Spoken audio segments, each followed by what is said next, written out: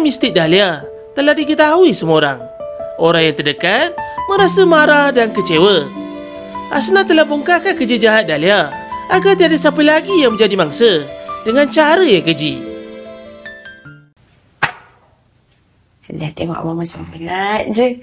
Minumlah, segarkan badan. Memang saya teringat ingat kopi Olia ni. Puan Sri. Nah, baru sekarang nak nampak muka kau. Kalau tak sedar diri tu anak yatim piatu, perangai tu biarlah elok. Kenapa kau buat air tu anak aku? Aku nak kau minum air tu. Kenapa tak minum? Bukan air ni, bomo kau yang bagi. Sesak kau ni. Kalau maksud kau tak buat report polis, aku sendiri akan report kau. Nek. Hei! Dasar manusia tak mengenal budi!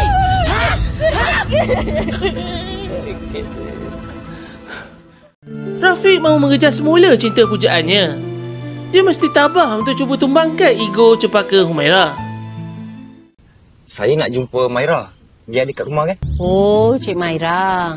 Dia kata dia tak ada kat rumah. Baik Cik Rafiq balik. Kalau Cik Rafiq degil, besok saya telefon polis.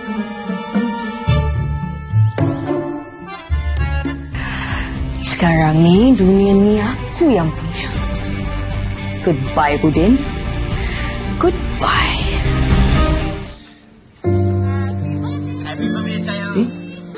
Samalah dengan Mami pun. Mami call, message dia. Langsung dia tak jawab. Tak layan Mami. Mi, tolong Mi. Fik tak boleh hidup tanpa Maira. And Fik tahu Maira tu tak bahagia dengan si Budin tu.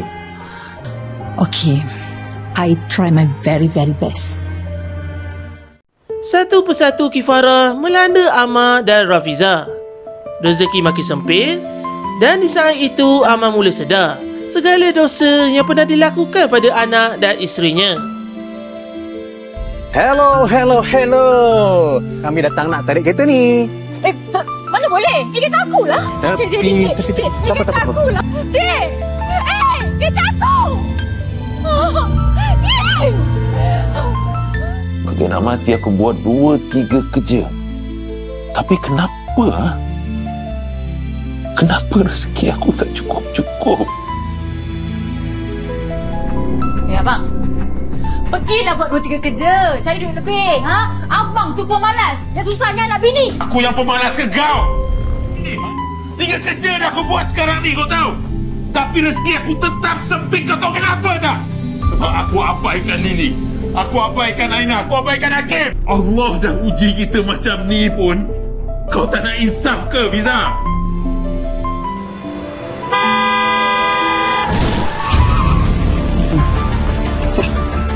Ya.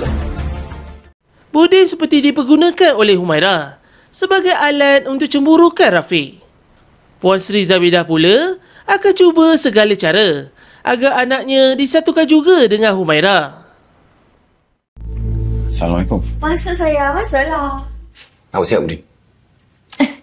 Mestilah suami I sihat sebab I yang jaga. I jaga dengan penuh kasih sayang kan sayang? Budin, awak tahu perkahwinan ni hanya lakonan kan? Saya ikhlas kahwin dengan Maira. Tak ada istilah lakonan dalam perkahwinan Cik Rafiq. Maira, please. Maira, bagi I peluang, Maira. Cik Rafiq, memikat isteri orang tu adalah haram. Sangat ditegah dalam agama. Saya harap sekarang ni Cik Rafiq faham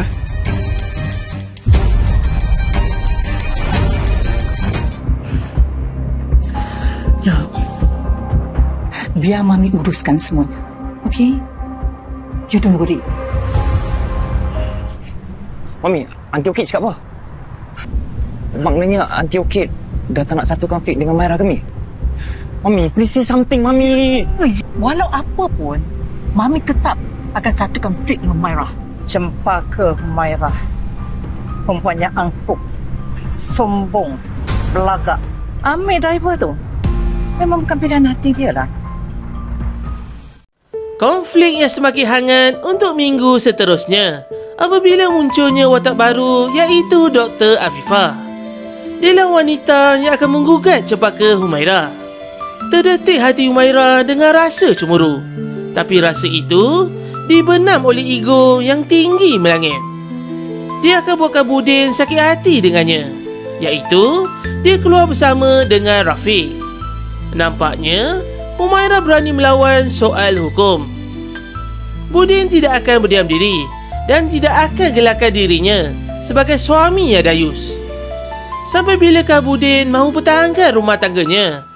Dan sampai bilakah dia boleh bersabar dengan isterinya? Jemput tonton 2 video terbaru dari channel ini. Perbincangan Aku Bukan Ustazah 2 dan alur cerita drama bukan sekadar lafaz musim yang pertama.